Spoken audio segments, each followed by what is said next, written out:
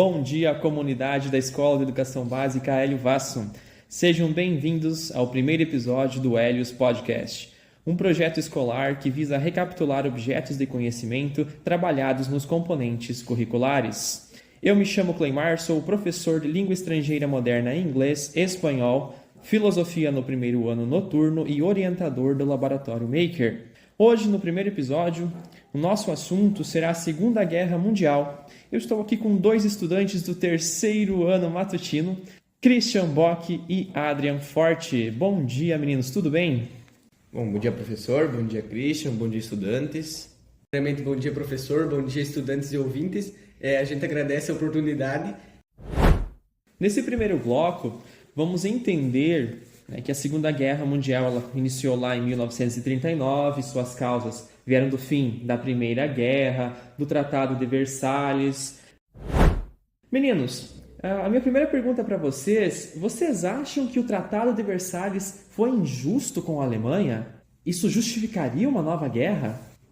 Bom, o tratado não foi justo com a Alemanha, pois impôs muitas condições duras visando não prejudicar a Alemanha. Mas a Alemanha, sim, se sentiu humilhada. Foi um país que foi humilhado após as ações da Primeira Guerra. Então, isso contribui para Hitler começar essa revolução para trazer a Alemanha de volta ao topo. Então, a Alemanha perde muito território, tem que pagar muitas indenizações aos países prejudicados. Restrições militares, então o exército alemão foi se quebrando em partes e foi diminuído drasticamente. E teve a principal cláusula da culpa no tratado.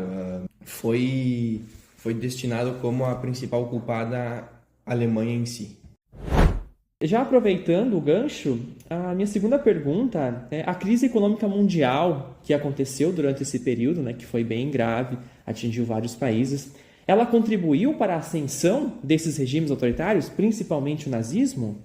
Bom, eu acho que sim, com certeza e muito. Porque depois da Primeira Guerra o mundo já estava meio bagunçado. E aí em 1929 vem a crise da Bolsa de Nova York, que virou uma crise econômica mundial. E aí os países ficaram meio quebrados, muito desemprego, pobreza, gente passando necessidade mesmo. E quando a população já está desesperada, com fome sem perspectiva, ela acaba buscando soluções rápidas. E é aí que pessoas como essas pessoas que têm mais poder e mais poder de influência, elas acabam surgem alguns líderes autoritários, prometendo justamente isso que o povo quer: estabilidade, emprego e orgulho nacional de volta. E é nessa brecha que caras como Hitler na Alemanha e Mussolini na Itália ganham espaço.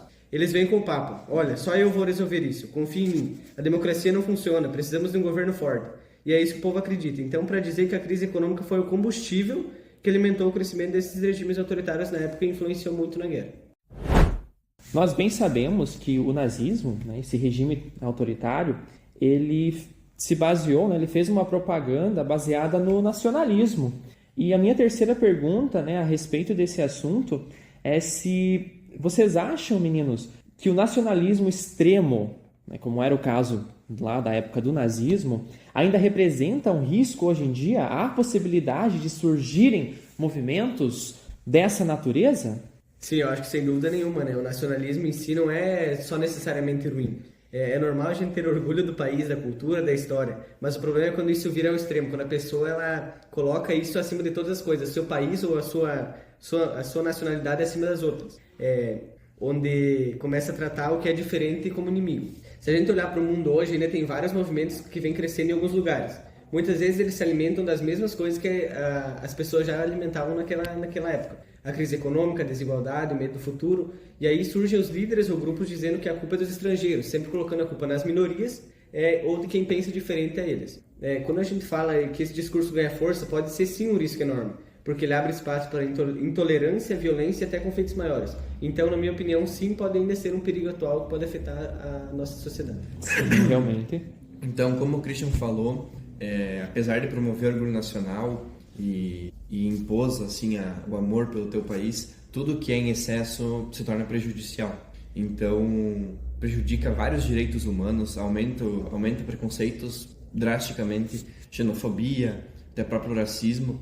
Então, em partes é bom tu ter um amor assim, nossa senhora, pelo meu país, de tu amar de verdade o teu país, a tua nação, mas com limites, porque quando passa a barreira desses limites e começam a ofender os direitos de outras pessoas, de outras nacionalidades, de outras sociedades, se torna prejudicial não só para si, mas para o resto da população do país. Se torna um vício de falar, de atacar esse país usando esse argumento como principal ofensa.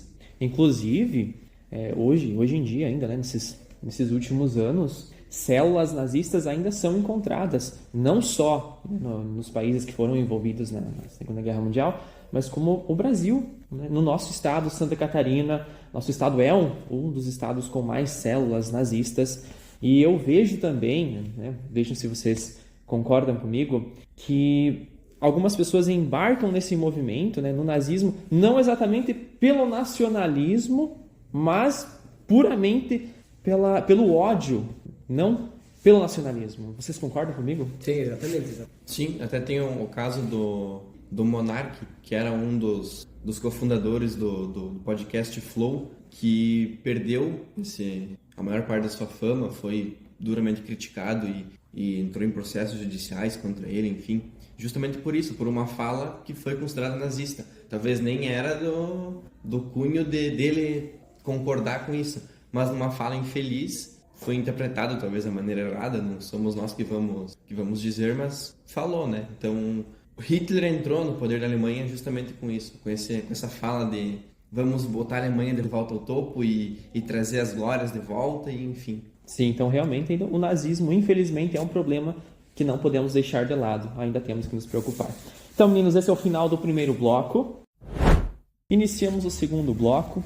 Nesse bloco, vamos discutir um pouco os conflitos e atrocidades. A Segunda Guerra Mundial foi um período com muitas atrocidades. Ela envolveu mais de 100 países, teve algumas batalhas como Stalingrado, Normandia, Pearl Harbor, e dentro de outras atrocidades que ocorreram, nós vimos o Holocausto, que é mais falada, mais discutida, há mais obras sobre, e os bombardeios atômicos. Mas nesse primeiro momento, por que o Holocausto aconteceu? O que permitiu que milhões de pessoas, milhões de judeus, fossem perseguidos e mortos? Bom, eu acredito que o Holocausto aconteceu porque havia um contexto que acabou favorecendo isso. A gente sabe que pode ter milhões de motivos por trás, mas a Alemanha estava quebrada depois da Primeira Guerra e os nazistas usaram os judeus como culpados por aquilo. E usou também eles como uma espécie de bode expiatório, que iria culpar ele por todas as coisas ruins que aconteciam, por todos os problemas que estavam acontecendo no país. E graças à propaganda pesada, repetida o tempo todo, o ódio foi sendo normalizado. As pessoas utilizavam aquilo como se fosse algo normal para a época. E o regime autoritário, ele controlava tudo, eliminava quem discordava. Então, se você fosse oposto, acabaria sendo prejudicado ou punido da forma que eles estavam impondo. Então, se você não apenas não discordava do que eles pensavam, muita gente acabou fingindo que não acreditava, ou tinha medo, ou simplesmente fingiu que não viu que aquilo estava acontecendo. Só que no fim, essa mistura de crise, de ódio e o silêncio permitiu que milhões de pessoas fossem perseguidos e mortos. E a prova de como a indiferença também pode matar. Não apenas a questão de você ser contra, mas você não fazer parte disso também pode ser prejudicial. Outra atrocidade que ocorreu nessa época foram as bombas atômicas, né, em Hiroshima e Nagasaki. Será que realmente foi necessário esse bombardeio? Não teria outra solução? Bom, essa pergunta é bem complicada, professor, que é muito dividida. Os historiadores nunca chegaram a ter um consenso de dizer não, ela foi exagero ou foi totalmente necessário. Por quê? Alguns historiadores dizem que o Japão estava na beira da entrega. Eles já estavam se rendendo, já tinha tropas se rendendo espalhadas pelo mundo, e os Estados Unidos vem e bombardeia de uma vez só. E por outro lado, muito se diz que se não tivesse essa ação dos Estados Unidos, o Japão cresceria mais ainda na guerra. Então, os Estados Unidos, sim, se impõe da melhor forma, eu acho que conseguiria, no caso, que é um ataque. Claro que matou inúmeros milhares de civis que não tinham nada a ver com a guerra. Então, por um lado, os Estados Unidos conseguiu amenizar o Japão na guerra, neutralizar, digamos assim. Frear o crescimento. Isso, impedir que se impôsse mais. Sim. E por outro, matou inocentes o Japão já estava se rendendo, não teria mais conflito da parte do Japão. Mas não tem como eu te cravar isso, porque talvez o Japão, não sendo atacado, bolasse uma estratégia e atacasse o próprio Estados Unidos de volta, ou atacasse, enfim, outra região. Mas o ataque ajudou os Estados Unidos porque mostrou a força nuclear que eles tinham naquele momento já, que não era todos os países da guerra que tinham esse acesso a bombas e poder financeiro para fazer um ataque aéreo nesse nível. E infelizmente pessoas inocentes acabam pagando, né? E entra aquela questão de que quando há uma guerra, infelizmente vidas são perdidas. Isso levanta uma questão: até onde um país pode ir em nome da vitória? Existem limites para uma guerra? Bom, acho que quando a gente pode pensar assim, vamos pensar que tem limites na teoria, mas na prática a gente sabe que é bem diferente. Na teoria a gente tem várias convenções que tentam defender o direito dos civis e das pessoas a fim de proibir ou diminuir a tortura ou a violência. Mas na prática a gente sabe que esses limites, eles na maioria das vezes são ignorados. Na Segunda Guerra a gente teve bombardeios em cidades cheias de civis, campos de concentração e violência extrema, onde nenhum desses tratados ou desses acordos foi levado em consideração. Quando o objetivo é ganhar a qualquer custo, a humanidade acaba ficando de lado. As pessoas não pensam mais no próximo e acabam utilizando dessa raiva, desse ódio para matar sem ver, sem pensar, né? E é triste pensar assim. Só que a guerra mostra até onde as pessoas podem ir quando o poder e a vitória se tornam mais importantes do que tudo. Elas não levam em consideração a vida e nem o próprio país, né? Eles acabam prejudicando de inúmeras formas a própria sociedade e eles mesmos, né? Christian falou bem agora, porque lei sempre vai ter os contratos feitos para impedir que uma guerra aconteça. Mas quando chega no ponto de iniciar um conflito em algum lugar, ninguém tá mais nem aí. O contrato de Versalhes o Tratado de Versalhes Sim. é um exemplo claro disso, que por mais que tu tenha tudo escrito ali, tudo assinado, tudo bonitinho, papéis, tudo, o processo inteiro feito perfeitamente, a hora que a bomba estourar, não vai ter nenhuma lei que vai segurar, não vai ter nenhum direito humano que vai impedir de quem quer fazer o mal. Não vai fazer. Não vai impedir a pessoa, não vai impedir a pessoa que vai fazer o mal de realizar tal ato. Então chegamos ao final do nosso segundo bloco. Então, meninos, iniciamos o terceiro bloco, nos aproximando do final da Segunda Guerra Mundial. Vamos discutir um pouquinho sobre as consequências e o mundo atual, né? Esse pós-guerra, o mundo entrou na Guerra Fria, foi muito diferente da Segunda Guerra Mundial. A ONU foi criada, muitos países foram descolonizados. E eu queria saber se essa guerra, né, a Segunda Guerra Mundial, ela trouxe alguma lição positiva para a humanidade? Bom, sim, em parte sim. A gente percebe um lado maligno na sociedade que faz a gente pensar muito mais, assim, refletir mais.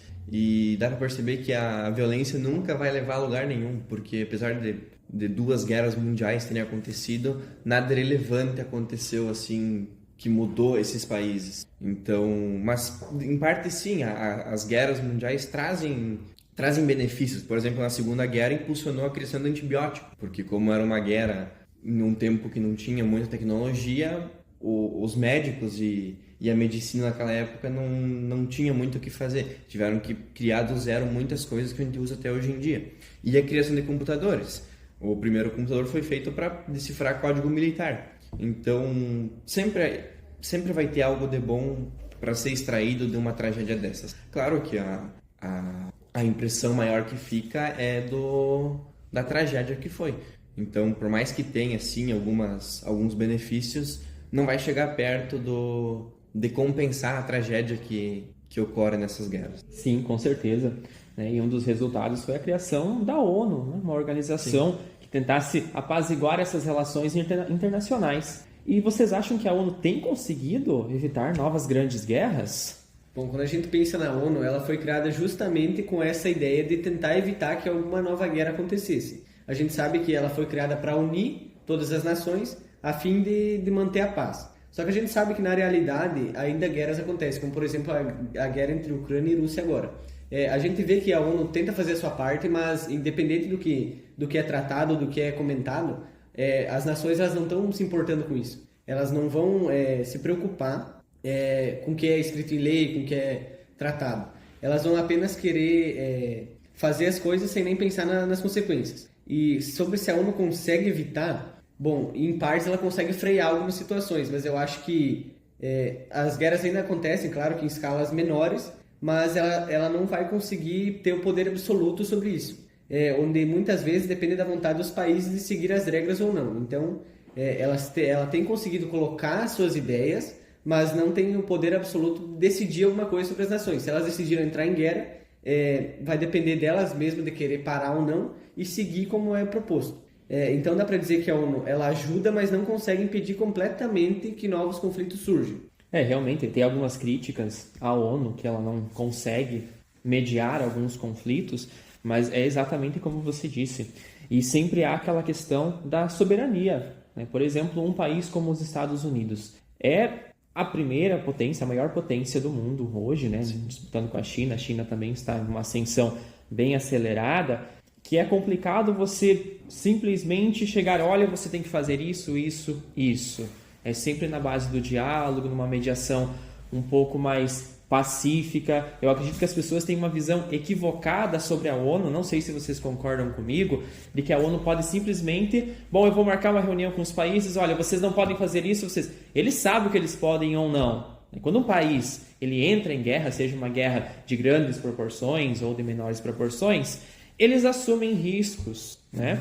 E isso levanta... Pode falar, Christian. Sim, porque as pessoas têm essa ideia de que a ONU pode mandar no que quer, né? O que ela falar, as outras nações vão seguir. Mas a gente sabe que, como o professor falou sobre a soberania, principalmente esses países que detêm mais poder, eles não vão estar se importando com isso, eles vão se sobrepor aos outros e até mesmo sobre as próprias leis criadas pela ONU, a fim de tentar evitar novas guerras. Então, apesar da ONU tentar fazer sua parte, não vai ser suficiente isso.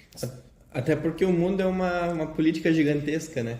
Então, se nem em um país fechado, às vezes as leis se sobressaem a pessoas com mais poder, por que num país onde o dinheiro e políticos de todos os estilos e todas as etnias podem fazer o que quiserem sobre uma organização ali que vai sempre querer o bem? Então, é complicado. Não dá para esperar que a ONU resolva tudo, porque não é possível isso. Sim, realmente. E, Christian, você mencionou o conflito Rússia e Ucrânia. Temos também Israel-Palestina, que está acontecendo há mais tempo, né? Mas claro que Rússia e Ucrânia agora, né, já está se estendendo por alguns anos e por mais que nós vemos, às vezes, nos noticiários que tem uma data de término, não, agora houve um cessar-fogo e daqui a pouco, né, voltam os conflitos. Vocês acham que esses conflitos, né, esses dois que eu mencionei, eles têm alguma semelhança com o que causou a Segunda Guerra? Eles são parecidos? Eles têm um viés parecido? Bom, eu acho que toda guerra começa num princípio parecido, poder excessivo, enfim, mas o que se aproxima de uma guerra para outra? Violência contra civis, que ocorrem praticamente em todas as guerras que tem confronto físico, há disputas territoriais, que desde a Primeira Guerra para a Segunda tem essa probação de território e forte componente ideológico. Por exemplo, agora com Israel e Palestina ali, é muita questão religiosa, nacionalista. Então, eu acho que esses são os principais pontos que se assemelham com a Segunda Guerra. Ideologia, por exemplo, o nazismo. Sim. Que foi o maior de todos. Então, acho que seguindo mesmo essa linha que o Adrian falou, a gente consegue perceber hoje em dia ainda as semelhanças que aquele tempo tinha e agora, né? Porque a gente vê que a motivação desses conflitos é parecida. Quando a gente vê a disputa por território, o poder e a influência que uma nação quer mostrar frente à outra, acaba criando esses conflitos também por esses sentimentos históricos, assim como foi na Segunda Guerra. E a gente vê que crises econômicas e políticas também deixam os países mais vulneráveis a tensões. E eu acho que a única diferença que a gente tem naquela época e hoje é que algumas instituições diplomáticas até tentam evitar que tudo isso acabe virando uma guerra ainda maior, como foi a Segunda Guerra. Mas a gente sabe que os problemas são parecidos, sim. E nós vemos agora, porque a mídia ela expõe bem mais do que naquela época, né? Hoje o acesso à internet facilitou. É mais difícil sermos alienados a respeito do viés de uma guerra, por exemplo. Aí aqui o que eu queria comentar com vocês também é aquela questão de quando outros países participam, né, ajudam esses países que estão em guerra. Há casos que há um interesse realmente em ajudar aquele país a cessar a guerra. Mas nós sabemos que nem todos são assim. Há um forte interesse, por exemplo, quando há países que têm petróleo, que têm minerais valiosos, né? Então o interesse em ajudar, às vezes não é tanto em ajudar, mas sim pelo que tem naquele país e pela possibilidade de uma exploração amigável desses recursos, né? Sim. Claro, eles utilizam essa ideia de querer ajudar. Então, um exemplo é os países que têm mais poder, eles vão conseguir enviar tanto reforços militares quanto armas e munições, a fim de a gente assistindo aquilo vai achar, nossa, o país está ajudando o outro, mas como o professor mesmo comentou, eles vão sempre ter uma segunda intenção por trás disso. Então, por mais que a gente veja e acredite que esteja fazendo uma ação que possa ser benéfica para o fim da guerra, a gente sabe que no fim das contas está fazendo com alguma intenção por trás, como o professor mesmo falou, sobre explorar recursos ou conseguir alguma coisa desse país com o fim da guerra, né? E levando em consideração sempre vai ter uma desculpa para utilizar, eu te ajudei naquele momento, então agora eu tenho direito disso também, né? Exatamente assim. É isso que o Getúlio Vargas faz quando inicia a Segunda Guerra, porque o Brasil se mantém neutro até uma fase avançada da guerra. Então ele não estava nenhum dos lados, nem nenhum dos lados. Estava neutro. Ele estava ali no meio termo. Não se prontificou que estava a favor de tal e nem contra alguém. E Getúlio só se impõe na guerra, o Brasil só entra na guerra quando os Estados Unidos chegam e fala: tu vai fazer alguma coisa ou não? Tu vai ajudar ou não? E daí ele, e vai lá e mantém a aliança com esse lado da guerra, com esse lado do conflito. Então chegamos ao final do nosso terceiro bloco. Meninos, vamos ao quarto e último bloco. Eu estou vendo aqui que vocês trouxeram algumas reflexões para nós, né? Algumas frases de pensadores importantes na história. Pode compartilhar com nós, por favor? Então, eu trouxe uma frase de Bertrand Russell que diz que a guerra não decide quem está certo, apenas quem sobra. Então, ele quer colocar essa ideia pra gente que nem sempre quem ganha a guerra vai estar certo, mas sim aquele que tem mais poder e consegue se manter mais forte e firme na guerra. A minha frase foi encontrada numa das paredes de Auschwitz, o maior campo de concentração encontrado na guerra, que algum prisioneiro escreveu a seguinte frase: se existe um Deus, ele terá que implorar pelo meu perdão. Essa frase é muito pesada, porque eu particularmente acredito em Deus, mas é uma situação complicadíssima, porque milhares de pessoas morreram sofrendo e a gente não sabe o que passava na cabeça deles quando perceberam que o trabalho não ia libertar, como diziam os soldados e os políticos alemães. Então é uma situação muito complicada, muito sofrimento. Até hoje, se tu for ver fotos ou vídeos dos campos de concentrações, tu vê a precariedade que era. Eles dormiam amontoados em centenas de pessoas em um espaço minúsculo, passavam fome, morriam de doenças, leptospirose, enfim, pneumonia, era muito frio, dormiam debaixo da neve sem a roupa necessária para se manter aquecido. Então eu acho essa frase é uma das frases mais pesadas da Segunda Guerra, de todas as guerras. Para mim é indiscutível isso, e e traz uma reflexão muito interessante para nós, que eu não vou entrar muito em detalhe porque não é o intuito do podcast, mas enfim. Isso nos diz que toda guerra é uma tragédia. Sim. Não há como você ter uma guerra sem existir a tragédia. E isso eu trago para vocês, então, uma questão. Eu queria saber, vocês, jovens do século XXI, o que vocês poderiam fazer para evitar que uma nova guerra mundial acontecesse? Nós sabemos que há conflitos localizados, mas se há uma chance de uma nova guerra mundial, o que vocês podem fazer a respeito? Então, eu acho muito complicado a gente ter o poder suficiente para mudar totalmente a população para não ter mais nenhuma guerra. É muito difícil. Isso seria os políticos que deveriam entrar em um consenso, enfim. Mas o que está a nosso alcance para ser feito? Deixar de lado a maior parte das intrigas, diminuir com ódio nas redes sociais, que sim, isso compactua bastante. Deixar nossa sociedade o quanto menos raivosa possível, uma sociedade mais amena, mais pacífica? Isso, mais pacífica, mais tranquila. Como o Adrian comentou, né, eu acho que a nossa sociedade hoje em dia, o ódio e o estresse acabam passando dos limites e a gente acaba cometendo ações que a gente faz sem pensar, né? E o que a gente pode fazer, eu acredito que devemos começar pelas informações. A gente deve buscar entender e se informar o que está acontecendo no mundo hoje. Para que a gente não deixe que o ódio, o preconceito e algumas desinformações cresçam perante os nossos olhos e a gente não faça nada, né? A gente apenas observe aquilo sem questionar. E também promover o diálogo, respeitar as diferenças e valorizar a paz no dia a dia. Que isso é muito importante, né? E a gente também precisa cobrar líderes responsáveis e participar da sociedade. Porque guerras grandes começam quando as pessoas fecham os olhos e deixam que os conflitos cresçam.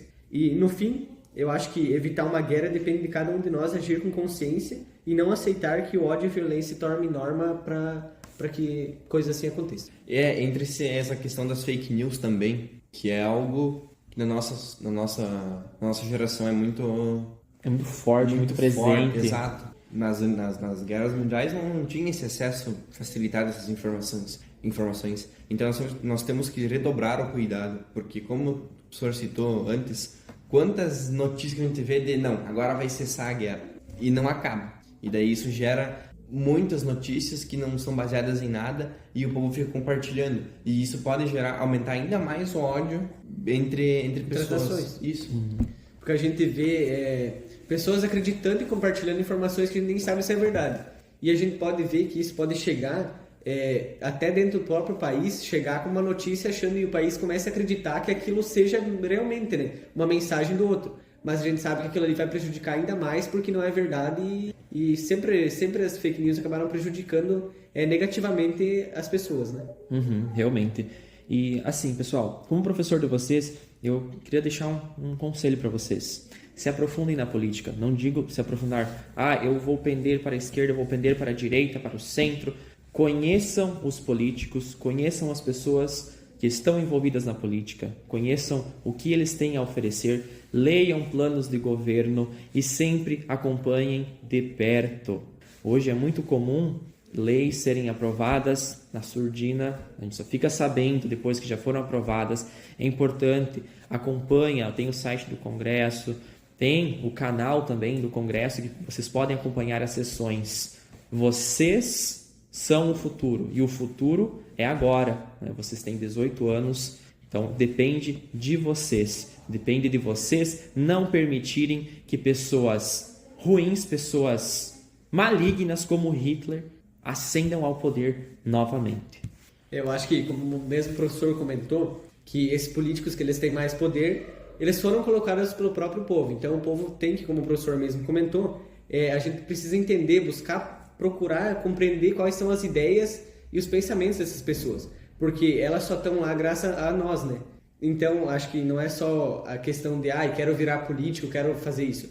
Não, porque a gente tem que refletir mesmo em quem a gente está confiando, quem a gente está depositando o nosso voto e nossa confiança, porque são as pessoas que vão representar a gente lá em cima, né? Elas vão ter mais poder para conseguir mudar alguma decisão e a gente tem que utilizar essas pessoas como meios para conseguir o benefício da própria sociedade, não apenas para querer manipular as pessoas ou algo do tipo, mas sim para ajudar perante a sociedade. Bom, esse foi nosso episódio de hoje sobre a Segunda Guerra Mundial, os conflitos que vieram depois, como aconteceu, as influências nos conflitos atuais. E eu queria agradecê-los pela presença. E se você gostou, comunidade da Escola de Educação Básica Hélio Vasson, compartilha com os colegas e chama a gente para debater sobre temas também. Semana que vem nós temos o segundo episódio do Helios Podcast. E lembre-se, estudar história é entender o passado para transformar o presente e proteger o futuro.